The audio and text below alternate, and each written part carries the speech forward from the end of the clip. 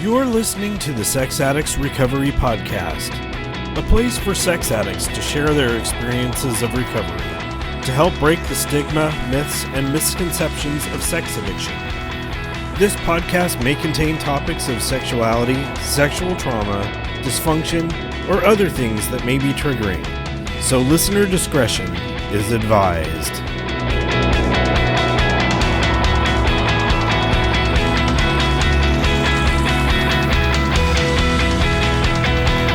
Hello, and welcome to the Sex Addicts Recovery Podcast. My name is Jason, I'm a sex addict, and I will be your podcast host for today. What's going on, everyone? Welcome to episode 146 of the Sex Addicts Recovery Podcast. This week, I'm happy to be sharing another first step, and this one was recorded at the noon Zoom room and featuring Ben S. I'm usually at the noon meeting when I'm on my lunch break at work, and so when we were scheduling this recording, I needed to make sure that I didn't have any work meetings that were conflicting and that my schedule was wide open. And wouldn't you know it, at the last minute, I had a work meeting scheduled right during the noon meeting. And so in a bit of a panic, I jumped on the meeting early and let them know that I would be recording the whole thing, but I wouldn't be present during the meeting. And I'm super grateful that everything went well. Whenever we do a first step recording like this, we record the sponsor intro, the first step, and then 3 shares afterwards. And I came back over to my laptop while it was recording, while I was still in a work meeting, and figured out that we were at our last share, and I stopped the recording just short of him being able to finish out his share. But I was able to edit it, so it sounds pretty decent. So since this is a first step, I wanted to find a reading on step 1, and I had chosen a few different readings. And looking back at my list of various episodes, I realized that I had already done those readings on the podcast, and one of them was for a first step that we recorded last November. And so it's taken me a bit longer to find another reading that I wanted to do. But I settled on April 14th from Voices of Recovery, and this is on page 105. It starts off with a quote, "Some of us write a history of our sex addiction from as far back as we can remember up to the present, trying to leave nothing out," and that comes from Sex Addicts Anonymous, page 23. "I was afraid to face the history of my addiction. I felt it would be a compilation of the ugliest facts about a human being ever written. Yet, that was exactly what my sponsor and group were encouraging me to do. I protested, squirmed, and prepared to explode from shame. Finally, I started writing. I calculated approximately how many times I had acted out. My guess was 1,000, but the actual number was 12 to 15,000. Other statistics were equally telling. I wrote until I covered all 20 years of my active addiction.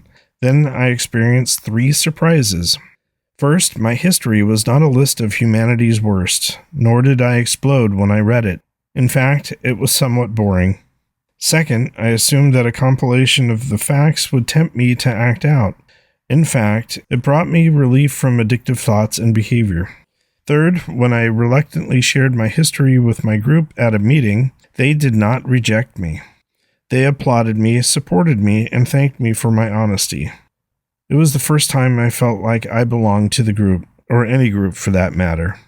When they said, 'The truth shall set you free,' I had no idea they meant freedom from acting out, self-condemnation, and isolation. I received these gifts from writing and sharing my sexual history. In the meditation, through a little courage, my load got a lot lighter."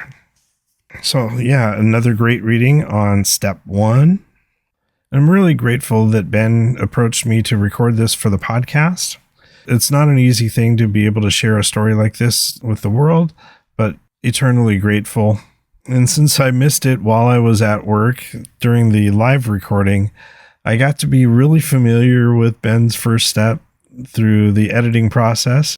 And now I'm just about ready to turn it over to the recording. Afterwards, I do have some music to play, as well as some emails and YouTube comments, so stick around for that. So some of the voices may be familiar on this recording. Since Ben's sponsor couldn't be there, we had Sean O filling in. He was the secretary for this meeting, and Sean has been on a few episodes of the podcast, including episode 91 and 138. David P. and MJ's voice can be heard during the shares at the end, and they have both been on multiple episodes of the podcast. So without further ado, here is Ben S. sharing his first step at the noon meeting. I hope you enjoy it.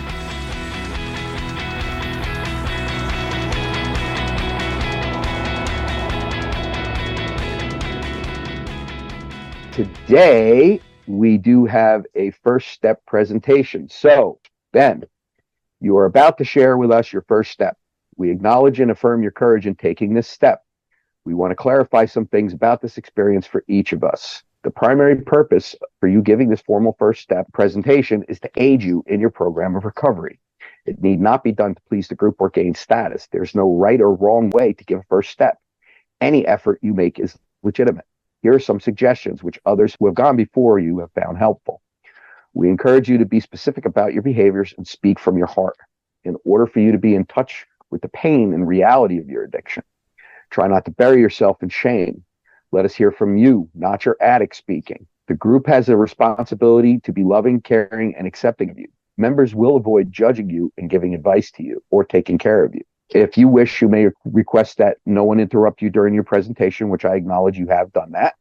However, several members have affirmed that on reflection, such interruptions have helped guide them and make their first step experience more meaningful. If you wish, we will let you know when 5 minutes of the meeting time remains. This will allow you a few minutes to complete your presentation and also allow time for members to give you feedback about what it was like to share your first step with you. Remember, Ben, we are here for you. May God grant you serenity. Thank you, Sean. Hello, everyone. I'm Ben, and I'm a sex addict.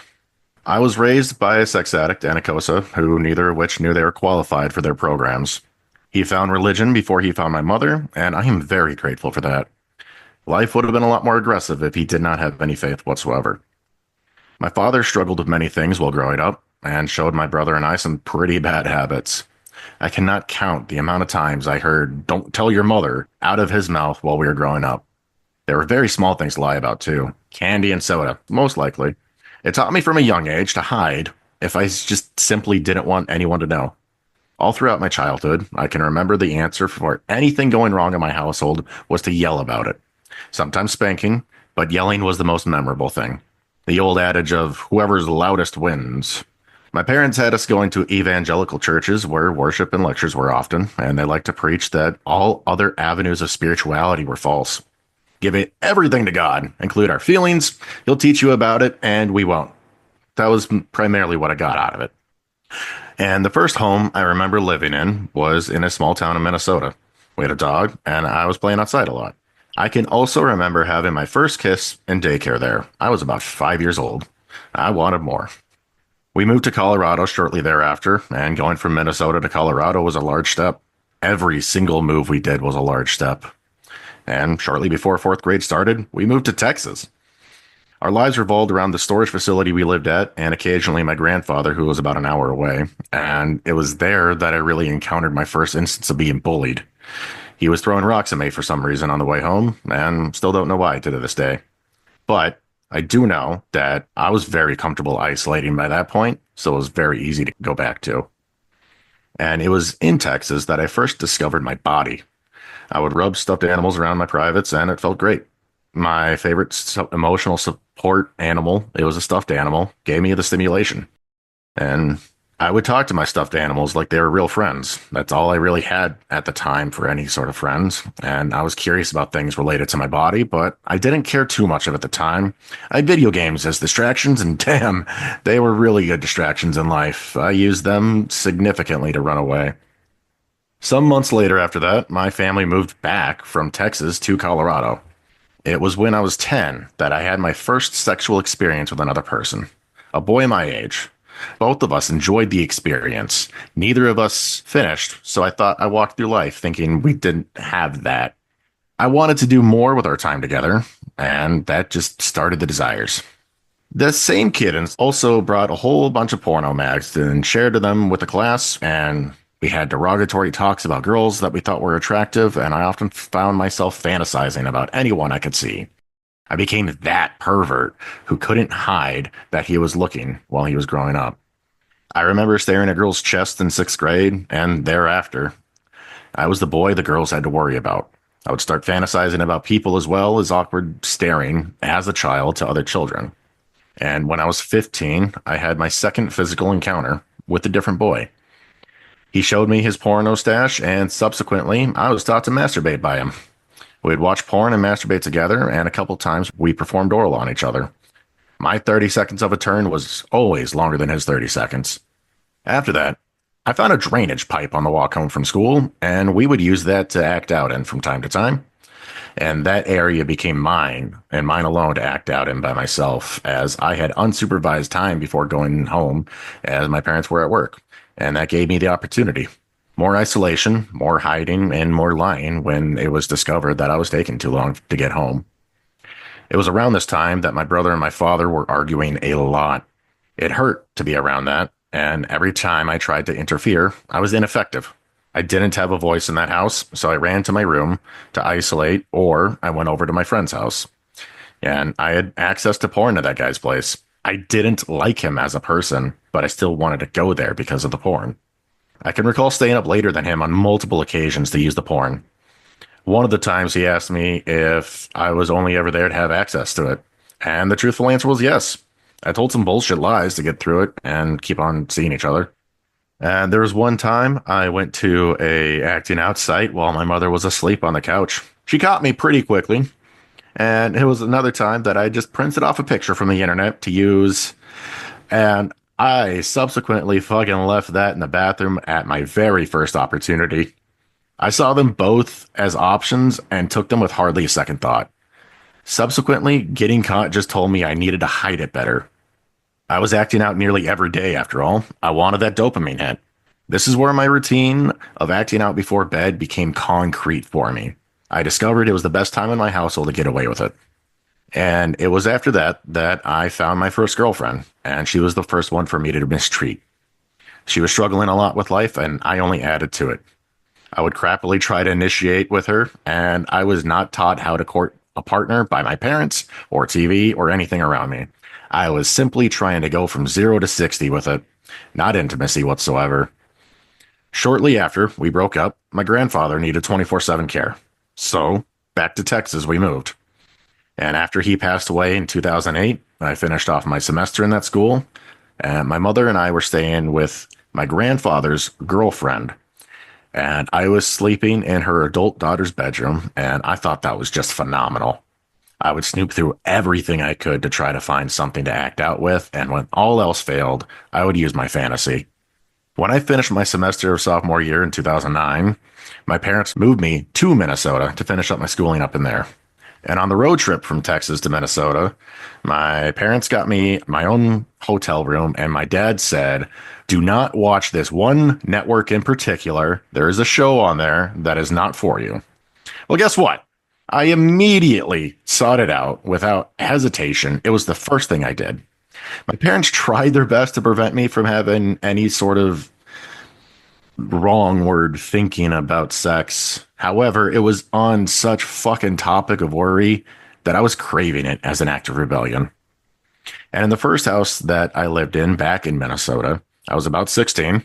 I was introduced to acting out via text messaging by a girl who was younger than me, and she lived down the road.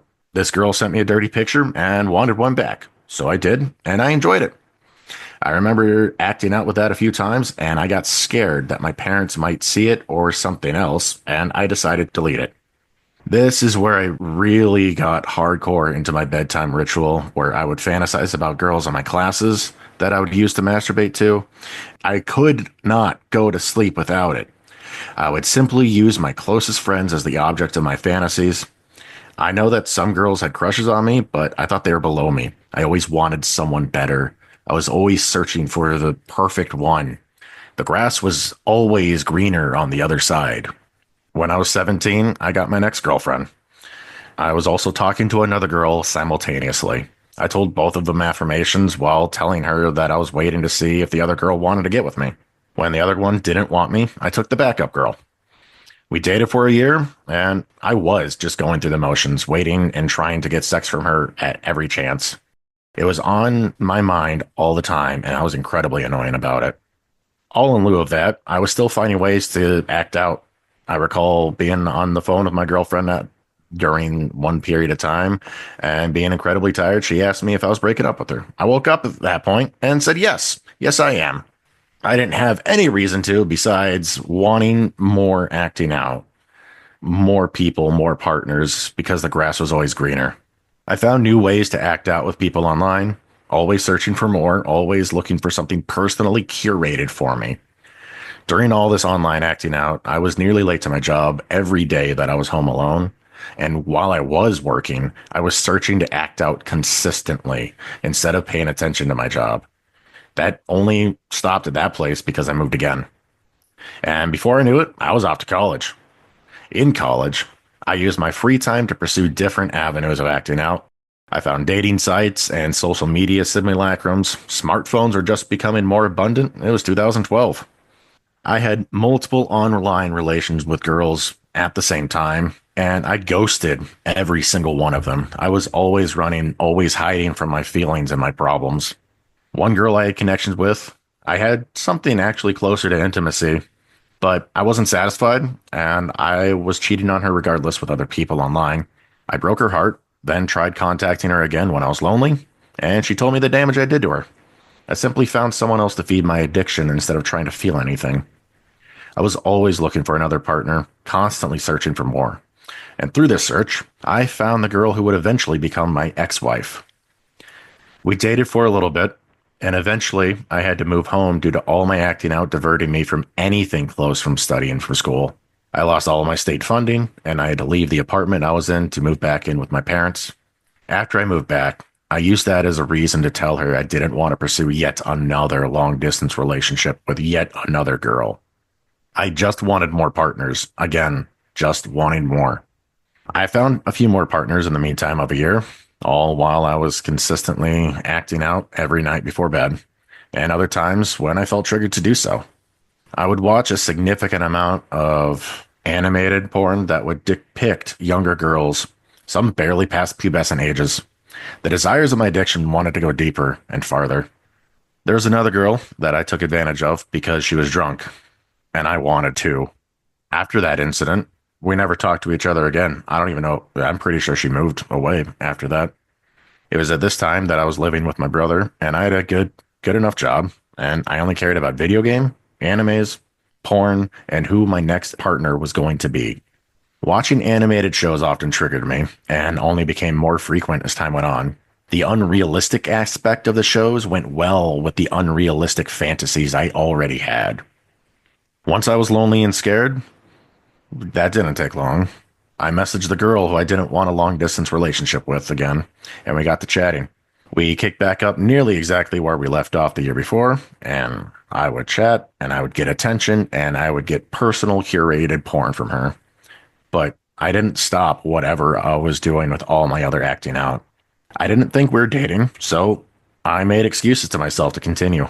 Then this long-distance relationship developed further, and eventually I moved in with her because I wasn't paying my rent.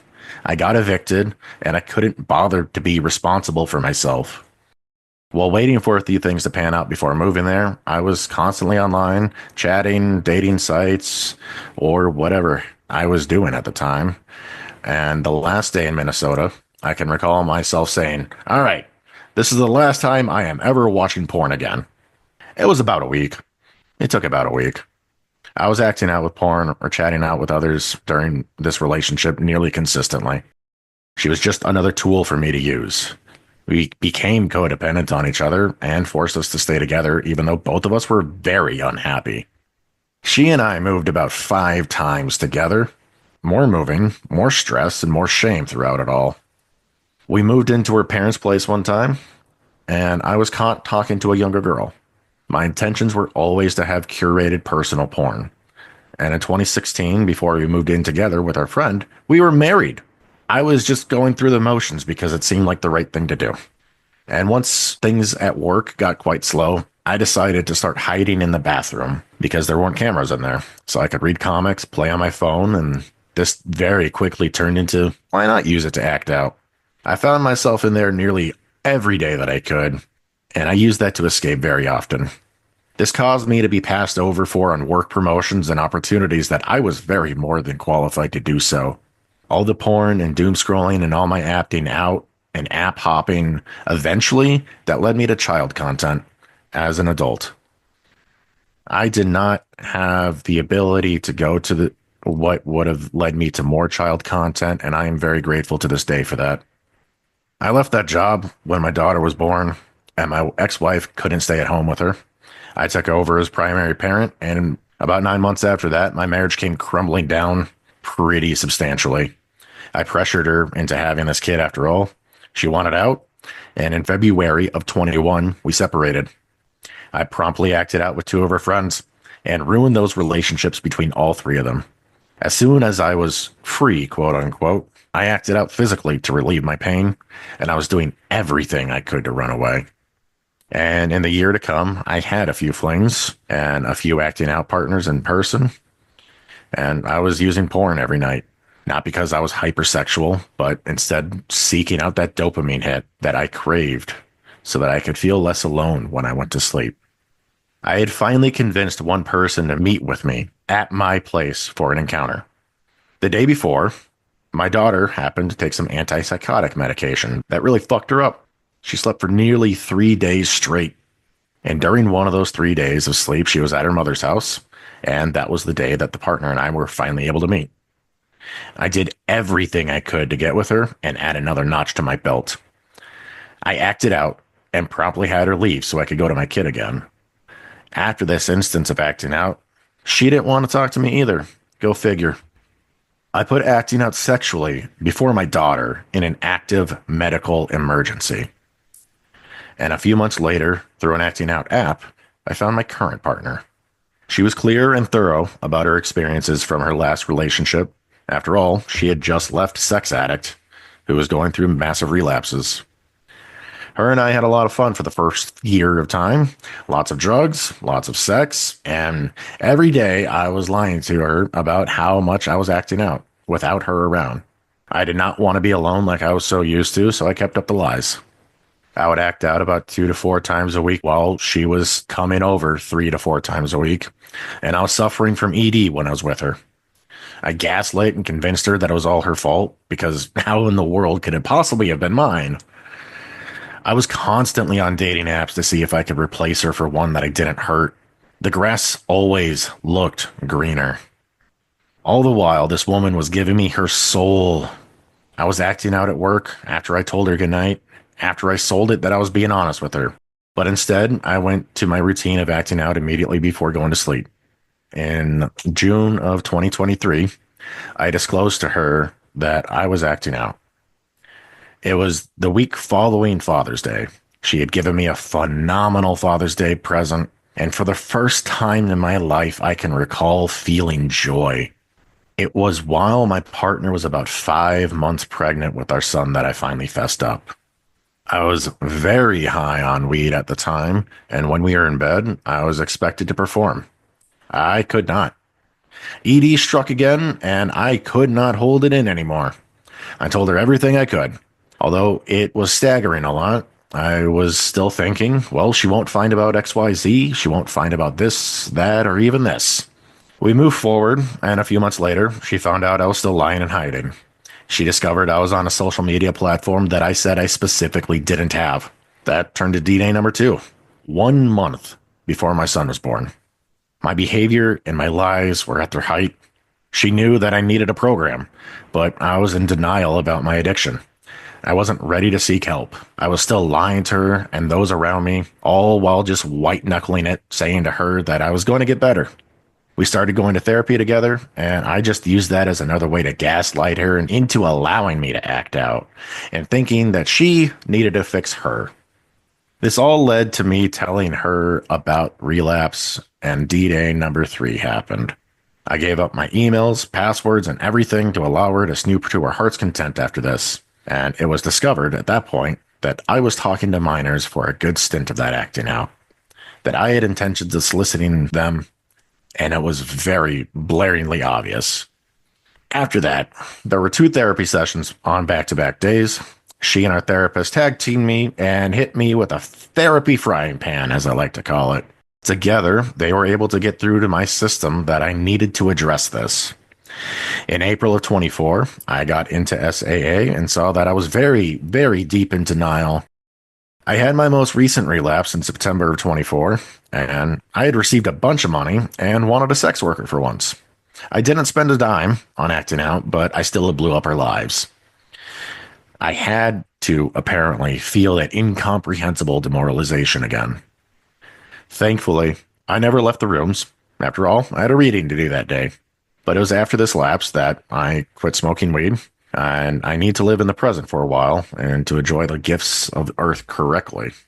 So with all that, my name is Ben S., and I'm addicted to compulsive sexual behavior, and my life has become unmanageable. Wow. Thank you, Ben, for your courageous first step presentation. The meeting is now open for discussion. At this time, we will take responses and affirmations and reactions to the first step. And generally, we start with the sponsor, and I understand due to scheduling, your sponsor couldn't be here today, so I stepped up to fill in for that. And I got to tell you, so many similarities in the childhood and the acting out, from the secret drain pipe to the running away to the isolation and the more. So many similarities. The thing that I appreciate most in your vulnerability today, this gift that you've given us all by being vulnerable and taking this step. The thing that I noticed the most since you've been here, Ben, is that the desire for more recovery is evident in your actions, in your service, in your showing up every day here. And I can't personally thank you enough for the gift that you've given this group today. So thank you so much from the bottom of my heart. I love you, brother. Now, if you would like to affirm Ben, please use the raise hand feature that can be found by selecting a reactions button. Please be mindful and keep your shares to 1 minute. Can I get a timer to do 1 minute for the affirmations? I can do that. Thank you. All right. And bear with me just a second. All right, we're going to start out with David P. the Elder. Thank you so much, Sean. Hey, Ben, that was just terrific. This truly rigorously honest first step with you and every one of the other brothers that gives them, that's what keeps me coming here, because each one reminds me that I am truly an addict. There's similarities in all sorts of ways. My life is different than yours, but my life is the same as yours. There was really a lot of intimacy and integrity with which you shared today. This is a great step into the other 11. I have to say, you reminded me when you talked about the story with your daughter being ill. I remember one time babysitting my 6-month-old son and taking him to a hookup and leaving him in another room while I was hooking up. Thank you for reminding me of that. It's left a deep impression on me. You are a good brother, and when I'm in Madison in 2 weeks, I hope we're going to be able to get together. I love you, brother. Thank you, David. MJ, you're up next. Oh, yeah, MJ, sex addict. And I just wanted to say, Ben, that was really inspirational. I hope that the positive reaction, I think you're going to get the wave of positivity, because there's something spiritual that happens when somebody shares like you did, and it lifts all of us. And I hope that positivity is able to battle the shame of the addiction and win, because that's what happened for me when I did my first step. And I really felt that your whole being was in it. And I don't know what made me feel that, but I did. And it was true honesty. And so anyway, congratulations. Thanks for what you did for all of us. Thank you, MJ. Good to see you, brother. Jose, you're up next. Yeah, Ben, very, very happy with your share today with all of us. You took the courage to do this presentation in front of everybody here. It's funny because I was talking to my sponsor to do this kind of presentation because I'm currently working my first step. And bro, really, I thought I was alone, but it is confirmed that I'm not alone and you're not alone. I mean, everything that you said here, I did it also.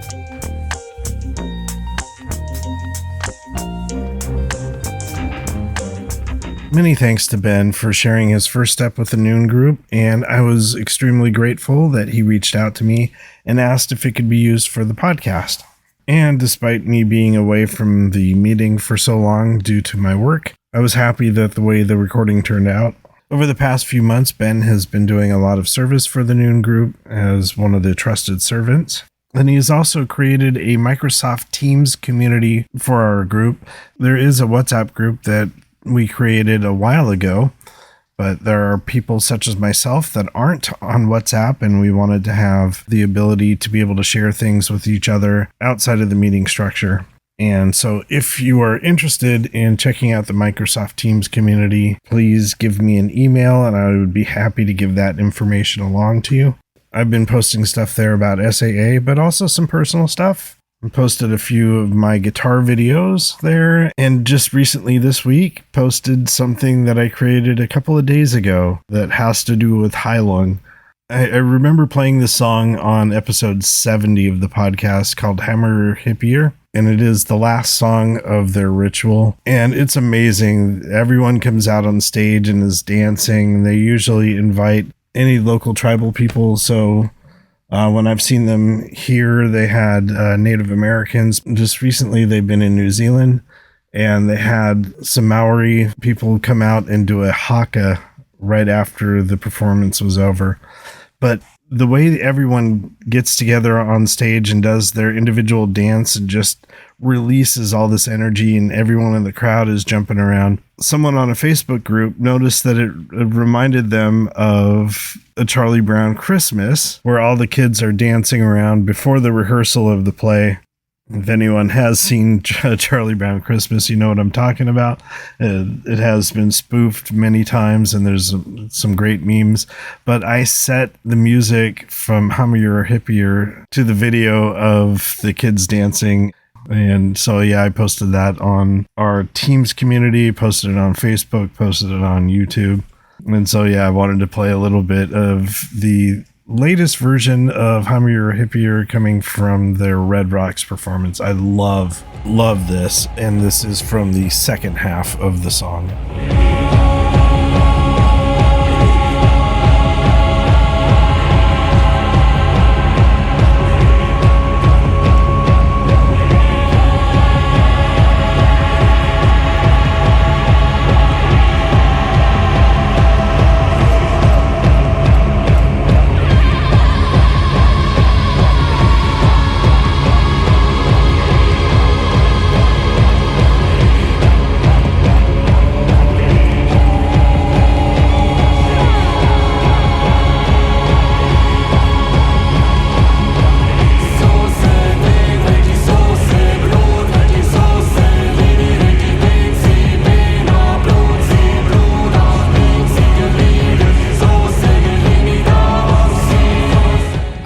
It's just so incredible, so releasing, and just it's been a song that has been on repeat for me.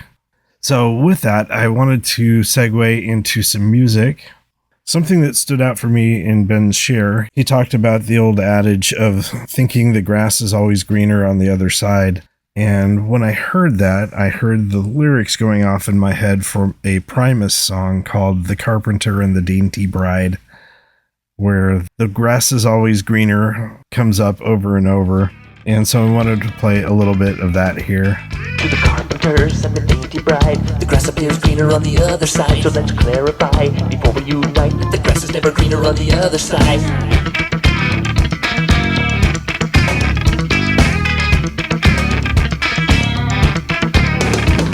To the carpenters and the dainty bride, I pledge to you my love tonight, but I will not hesitate to you euthanize if the grass becomes greener on the other side.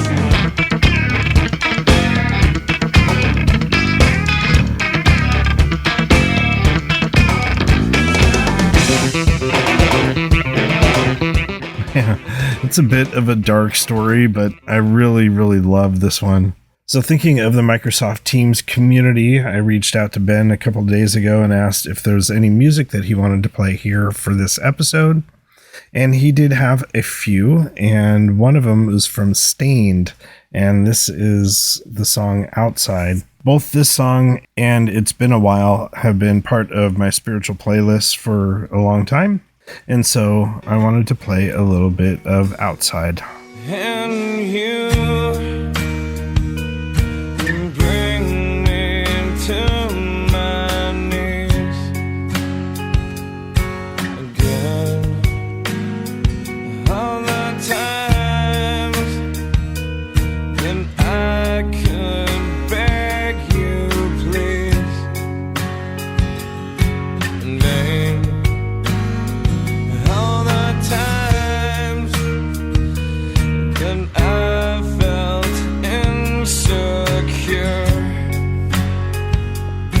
for you, and I leave my burdens out the door. But I'm on the outside, I'm looking in. I can see through you, see your true colors. Inside you're ugly like rain. I can see through you, see to the real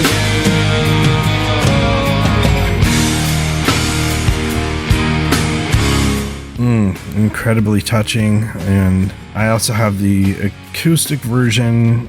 While I prefer the studio version, there's something about the live acoustic performance.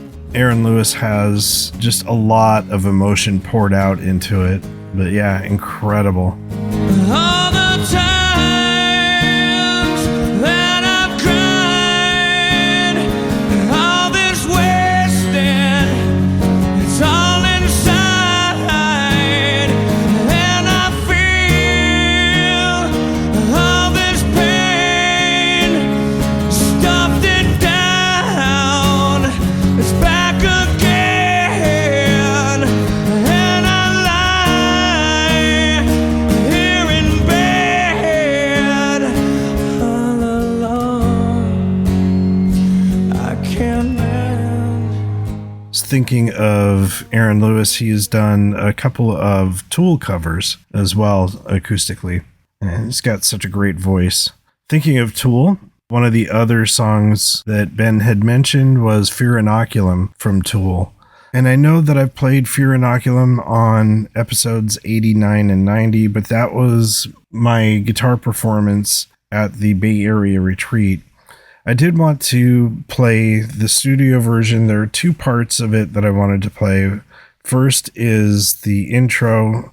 Ben talked about the meditational vibe of the instrumental part. And as you listen to this, Adam Jones, the guitarist, uses a lot of delay on many, many songs. And people were thinking that the left and right channels were the guitar delaying over to the other channel. But it's actually the bass on the right channel and the guitar on the left channel. And they are playing something very similar, but a little bit different. So people were asking, how do you play that? It sounds a little bit different. So yeah, it is two separate instruments, but when the drums kick in, the bass goes to this really groovy riff, and I just love it. So this is the intro for Fear Inoculum.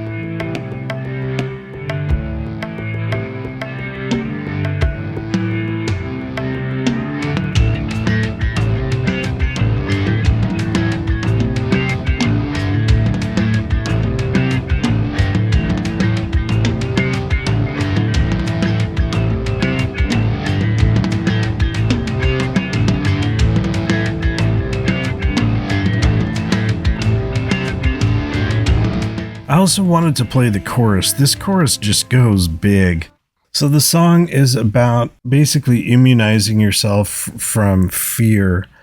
An inoculum is basically an immunization shot. And I remember talking in fellowship after the meeting that the current Tool logo for that album, if you visually fold the logo in half, the TO and then the OL, if you collapse them on each other, it forms this old-timey syringe, which is really cool. But yeah, the song is basically inoculating you to fear. But the chorus is just huge. It's exhale, expel, recast my tale, weave my allegorical elegy. When I sing along with this, it's just exhaling all of the negative energy that's inside me and then allowing me to take in the good. So anyway, here is the chorus from Fear Inoculum. Inoculated, bless this immunity. Bless this immunity. Bless this immunity.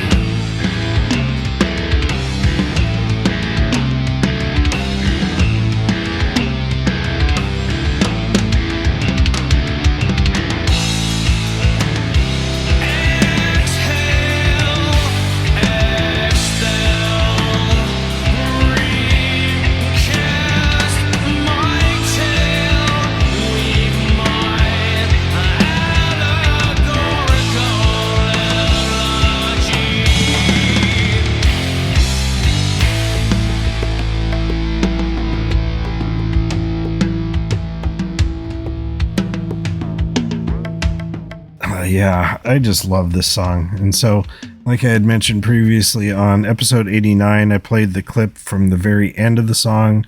And on episode 90, I played the middle verse. Anyway, just love that. And lastly, I wanted to play a song that Ben mentioned today as I'm recording this during the fellowship of our meeting, a song that is particularly touching for both he and his wife. And it is a song from a band called Auto Heart. And I know nothing about this band or the song. The song is called Moscow. I'll have a description of the song after I play the clip. So here is Moscow by Auto Heart. I'm standing, observing, cruising. Star bright, crystals are forming. We both know what we've got to do. Head back to where the magic grew. Come on, let's go back to Moscow. Irresolution doesn't suit you. It's not hard, but you have an alibi. You don't care the reason why I misapply. All I need's a fraction of your happy heart. All I need is you. And beauty's in the eye of the beholder. You have lips abundantly stronger. When in Moscow, I just wanna fold you up and keep you warm, keep you warm. Really cool tune. I'm glad I got to hear that. So reading the notes for the video on that, Auto Heart mentions Moscow is a song about the daft optimism of being in love. When you just want to run away with that person, dream about being together forever, the house, the dog, and nothing else matters. We are lucky to live in Britain to have laws that mean whether we are gay, straight, bisexual, or anything in between, our relationships are recognized and our rights are protected by law. And they go into a little bit why the song is called Moscow, and it was basically about Russia having anti-gay legislation, and the song was written in opposition of that. Yeah, an amazing song, an amazing message. So I think people in the LGBTQ community right now trying to protect rights that we currently have is very important, and the message of this song is as relevant today as it was written in 2013. I'm really grateful that he mentioned that today at the meeting and that I was able to play these songs on the podcast. With that, I'm going to move on to YouTube comments and then to some emails. We had one comment from a few weeks ago, and this was on episode 5 of the podcast with LJ. And he asked if there was an episode of stories from partners that were affected. And I replied that we have a number of episodes with COSA speakers, whether it's from the speaker meeting or from conversations. I'm going to just list out the episode numbers here. I've been keeping track of different types of episodes, whether they are first steps, whether they're Joe and Charlie episodes, music and recovery episodes, guests who are from COSA. So I've got these little groupings of episodes, and I'm hoping to have a place to be able to post all of those groupings. But the COSA episodes in order are episode 28 with Carrie M, episode 33 with Amy MJ, episode 39 with Amy S, episode 49 with Brian T, number 56 with Sarah P, 67 with Teresa D, 76 with Patty M, and 77 was Patty's husband, Aaron. Episode 87 with Nancy P, episode 83 with Linda P, and episode 105 with Stephanie H, and she was also on an episode that I will get to momentarily. Episode 113 with Julie P, 123 with Allison W, and what I had just mentioned, episode 124 with Stephanie H and John H, a married couple in SAA and COSA. That was a great conversation. And then the last two that we had was episode 134 with Jenny K and episode 141 with Sylvan. So I just got the links from the most recent November SAA and COSA speaker meeting, and those episodes will be coming out in a few weeks. Great comment on the YouTube, and was grateful to share that information. And we had a couple of emails that came in. First one I wanted to read was from Gary O, who was just on episode 144. And it says, "Hey Jason, I just listened to your talk at the Giving Thanks event and identified closely with some of your experiences. There are not many guys who refer to porn in magazine form anymore." I also had a chance to listen to the recording of my talk in the noon Zoom room. In hindsight, I wish I had known about the audio glitch. I might have fixed it by turning off my camera, but I don't regret it. My 12th step responsibility is to carry the message, even when my audio drops. I appreciate you filling in the blanks of my reading from "The steps are the spiritual solution." The gift of recovery truly is simple and free. Thank you for helping me carry the message further. Signed, Gary.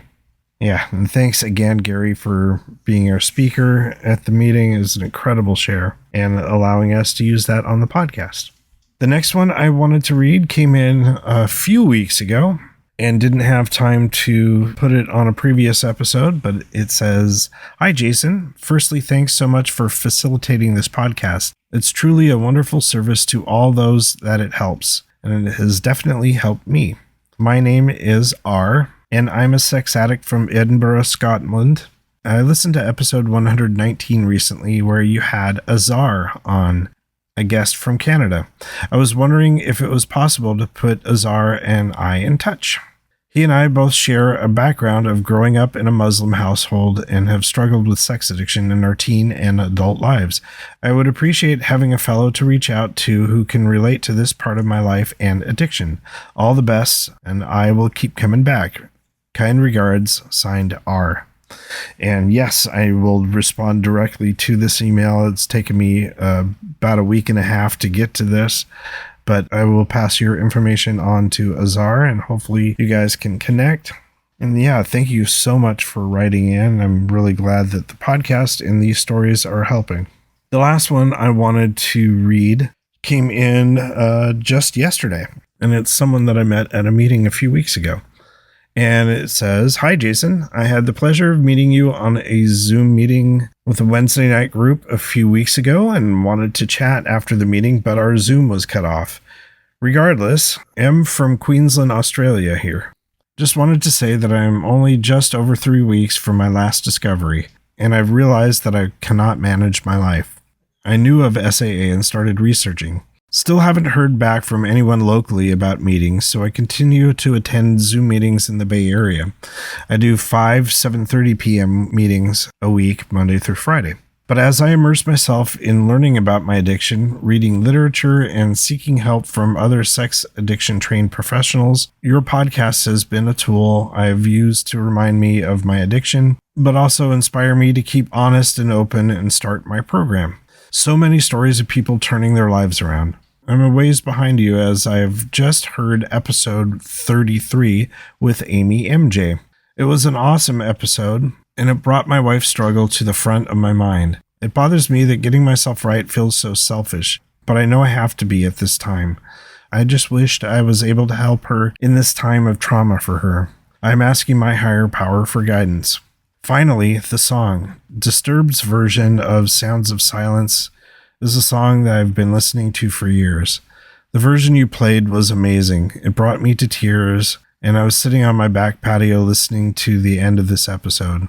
Little did I realize years ago this was a sign for me. That darkness, my addiction, kept coming to me like an old friend. Hello, darkness, my old friend. I've come to talk with you again. I wish I had understood that then. It could have saved my marriage. Anyway, thank you for your service that you provide. Regards, M. Thank you. Thank you so much for reaching out. I was so bummed that the Zoom got cut off.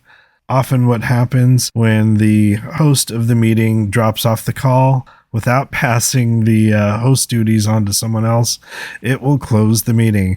What we usually do, just for future reference, if ever that happens, we do this at the noon meeting all the time. When mistakes like this happen, we jump right back on the Zoom call. Same ID and password. Just as soon as the meeting accidentally ends, we hop back on and we're able to continue. A couple of us did hang out and we're hoping that you would return. I was just about to give you some information for the program and I can't remember exactly what it was, but I'm really glad that you reached out and now we can communicate via email.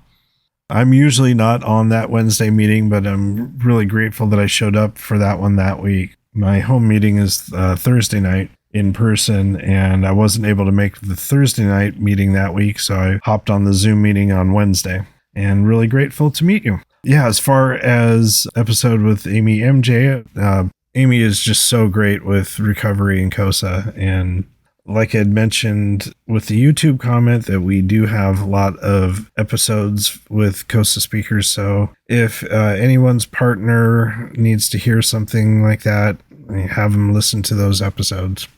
Yeah. And Disturbed's version of Sound of Silence. Oh, so amazing. Anyway, thank you. Thank you so much. And I think that catches us up with emails. So if you did want to leave feedback for the podcast like this one, you can reach us at feedback@sexaddictsrecoverypod.com. If you want to get a hold of a past guest, if you want to be a future guest on the podcast, or just have any questions about the podcast or program and want to get a hold of me personally, you can reach me at jason@sexaddictsrecoverypod.com. And with that, I'm going to close out this episode. I thank you so much for tuning into this one. And as always, keep coming back.